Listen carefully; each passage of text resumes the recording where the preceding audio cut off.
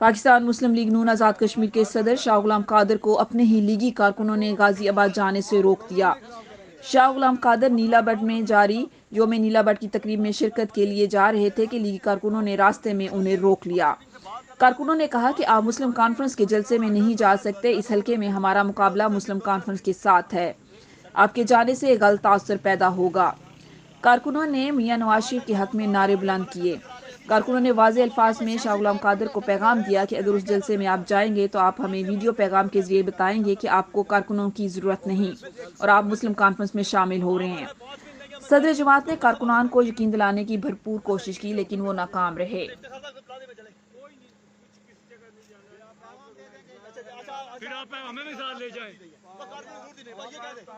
آپ پیغام دے دیں، ویڈیو پیغام جاری کریں، ہمیں ختم ہو گیا جا رہا ہے ہر وقت ہر سال ایک بات بولو نہیں کسی سر یہ بات ہے ایک ریکویسٹ ہے لیکن نا اگر آپ کو کہیں سے پابند کیا جا رہا ہے اوپر سے تو آپ ہمیں بتائیں کہ ہمیں ٹھیک ہے آپ نہیں پیغام جاری کر کے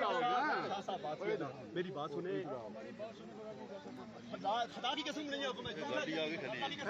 جھوٹ ہے اب سر پلیز آپ ہمیں دیکھیں کون ہم کارکنوں کو نہیں دیتے رہتے آپ صرف ہمیں نہیں آپ مجھے رست اللہ دیکھیں اس سے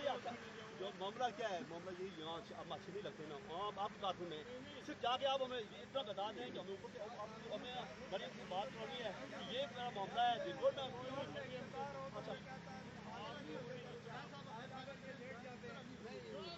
آج اعلان کرتے ہیں سر آج اعلان کریں مسلم کانفرنس میں سر ہمیں بھی ساتھ لے جائیں